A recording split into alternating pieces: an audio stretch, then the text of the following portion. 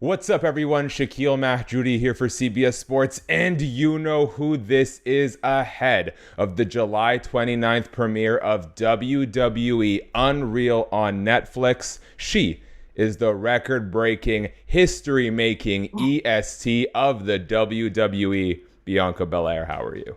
I'm good. How are you? I'm doing well. Great to see you. Good to see you. It's funny.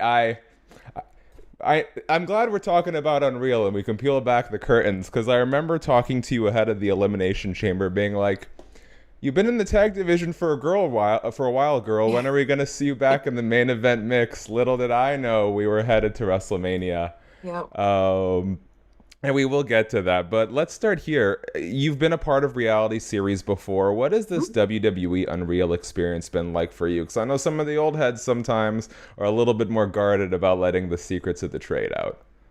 Yeah, I mean, even with our WWE universe, I think that they're very passionate about what we do, very protective about what we do. But I will say, when the opportunity was presented to me to be a part of it, I was very excited for it because being someone who really didn't watch wrestling growing up, Hmm. I had a lot of misconceptions about WWE. And until the curtain was pulled back for me, once that curtain was pulled back, I completely fell in love with wrestling. I found, you know, a newfound respect for wrestling that I never had before. So I think that that's an opportunity for, our fans, but also people who don't watch wrestling to get that curtain pulled back and for them to see all the hard work that goes into what we do, to see the ins and outs, to see the chaos, to see it from the creative standpoint, how, the creative process from start to finish, seeing how when injuries happens, we have to pivot. Just seeing how WWE really is an engine, and for people to see that it's not just us going in there and hitting moves and grabbing a chair. It really is an art and a skill to what we do. And I think that once they see that, they're going to respect what we do so much more. So I was excited for it. It was a little different. We're used to being in front of the cameras, but we're used to being in front of the cameras as our characters in the Hmm. ring performing. Having the cameras there while we're putting matches together, while we're frustrated or anxious or nervous and being in the most vulnerable positions that we're in. Um, it was a little nerve-wracking sometimes, and sometimes you forget the camera's there, and because you're not performing, they're catching the raw, real, unedited version of what we do and seeing how all the magic comes together. But overall, I was excited to do it. I don't want to get too into the weeds of the actual episodes because I know that we got to save that for the people. But I just want to say the editing job on the Royal Rumble match, mwah, beautiful. The stuff when you and Chelsea are in there is crazy. I had to like rewatch it 5 or 6 times. I was so blown away. It's been a little while. I'm glad we got to see you at WWE Evolution. Obviously, we needed some time off after WrestleMania for the broken fingers. How have you sort of best utilized this time, professionally or personally? How have we made the most of it? Ooh, it's been very challenging just because I wasn't even anticipating how difficult and long this process was going to be when I broke my finger. I've, Hmm. I've broken fingers before playing basketball, but the way that I broke it, trying to figure out if it required surgery, and I think because I wasn't anticipating how difficult it was going to be, it's been even more difficult for me. I've learned so much about fingers, and they're complicated. They're so complicated. But really, honestly, I've used the time. Personally, I really did feel like I needed this break. Um, I've been going for the past like 5 years, just nonstop in the title picture, filming reality TV shows, appearances. I mean, I think at one year I was had over 300 appearances, and we have 365 days in the year. So, I feel like mentally I did need this break, and I've just been trying to use it more personally, just to get my mental back. And I trained so hard for WrestleMania that physically my body needed a break from just training and dieting. So I feel like I'm more so using this break as a personal way of getting myself back together. And professionally, I feel like I've been able to just, I'm still like dipping in here and there. I showed up at Tennessee. I was able to be a part of Evolution 2 as a special guest referee. And then just brainstorming. It just sucks because I can't even really sew right now. Oh, So I can't even seriously? make gear. Not really. I can, but it's So difficult. what's, if I may ask, what's going on? Because like no, a normal finger break, I think the recovery timetable is like 4 to 6 weeks. Mine was more because I almost needed I broke it in the joint. Hmm. So that was the issue. I broke it in three places and I broke it in the joint. So right now it is healed. It just won't bend. And so can't really wrestle can't really wrestle with a straight finger because it'll just keep getting broken. So that's really where we're at right now. And it's just been strange and difficult. SummerSlam, is that in the works for you? Is it possible? I don't know. We don't know. Oh, We have to wait and oh, see because, right, like I said, I well, showed up as a special guest referee at Evolution too. So, um, I mean, we're on the tail end of this healing process, so we might still have some time, but we never know. I'm having Crazy things Elimination happen. Chamber flashbacks right now, Bianca. Yeah. um, I'm glad that Montez and Angelo have moved on a little bit from the solo cups.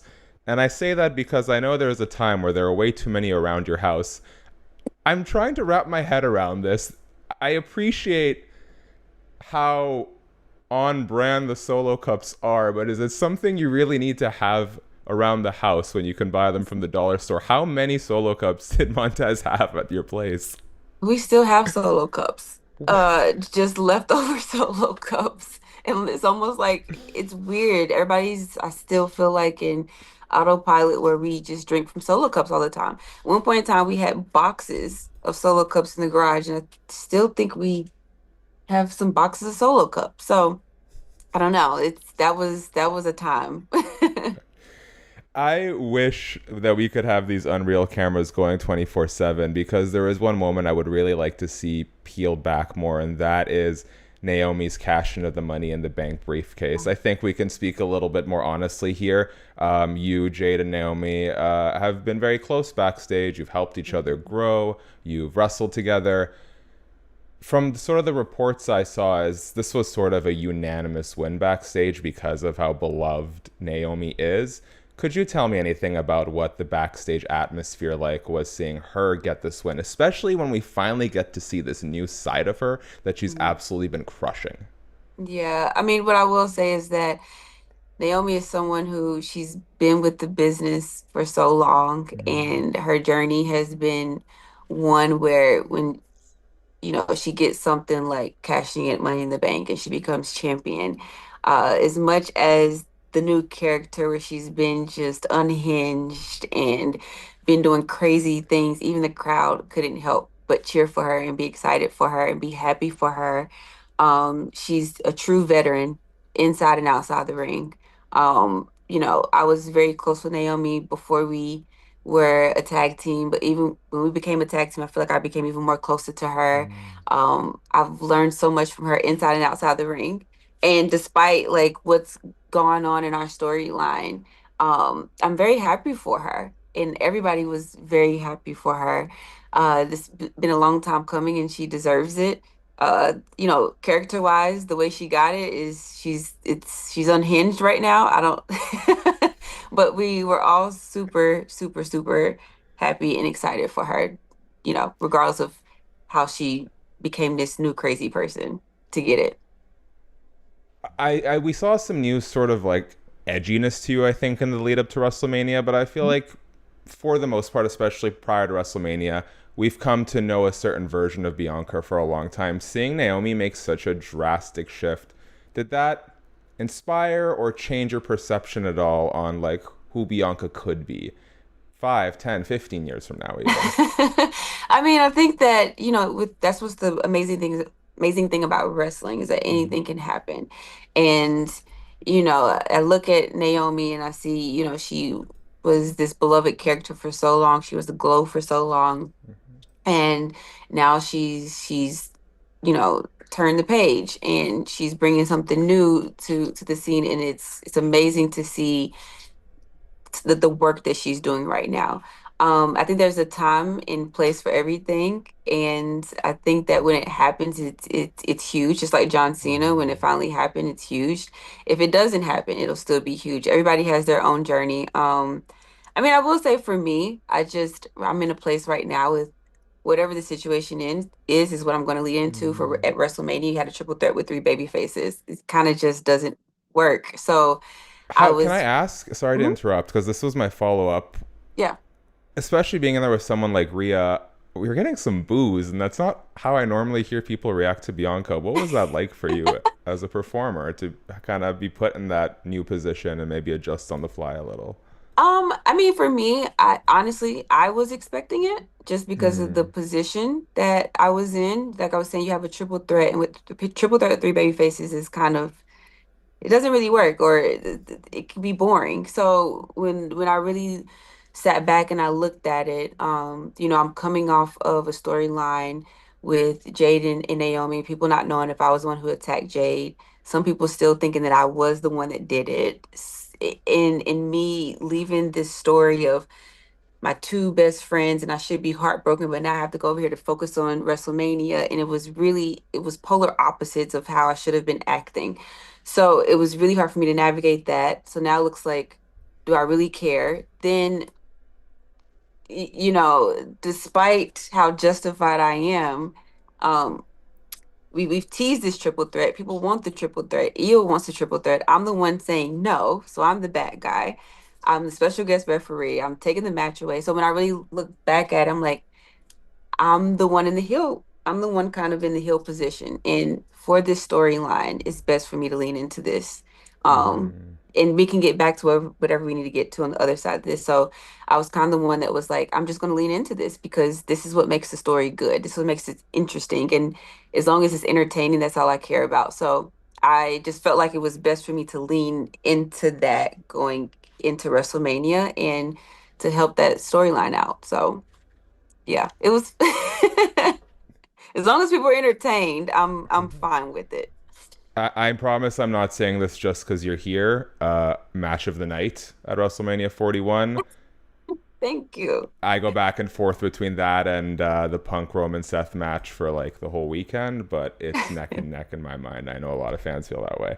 Thank you. I want to wrap up on some Unreal themed rapid fire. Hey, you crushed the rapid fire last time we did this, so I don't want to hear anything about you being nervous about a rapid fire. Usually I'm not good at it. Okay. Yeah, but it's okay. These are I try to make these easy on people. Before we do, and also because we won't have time to get to it more.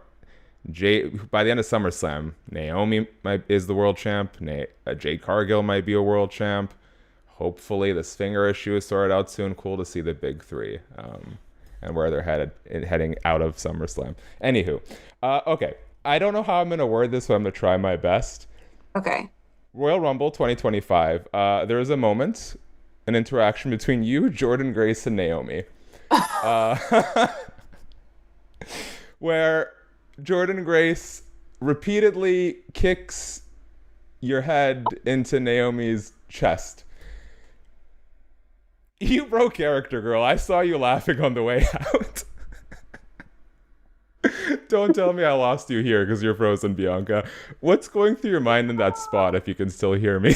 Oh my God. Am I still frozen? No, you're back. You're back. Oh, okay. Now, okay. Oh my gosh. Sorry, my phone just I'm fell. sorry. I caught you so off guard with Oh that my one. gosh. Okay. That moment. I've never been motorboated before in life or let alone in the ring. And that wouldn't happen. Um, I just couldn't believe I was in that position. And at first I was like, what is happening? And I was like, oh, this is happening. And then she just wouldn't stop. And I broke character. I just couldn't believe that I was being motorboated at Royal Rumble and and millions of people were watching. Yeah, that's probably one of the craziest moments of my wrestling career. Wrestling, it's a variety act. You gotta throw some comedy in there. Wild. And I broke character. I started laughing and I realized I was laughing. I tried to cover my face and then they still caught it and it went viral. Yeah. All right. Well, lucky you. We got a wrap, so no rapid fire today. I do want to leave you with the last word, Bianca. Ahead of the July 29th premiere of WWE Unreal, if you can keep a straight face, because I sure can't, please let the fans know anything you'd like to leave them with. I would like to say Unreal is going to be amazing. Please watch it. We're pulling the curtain back. We're showing you the real art and skill and craft of what we do. And we love you guys so much. And we hope that you love it and you have a newfound respect for what we do.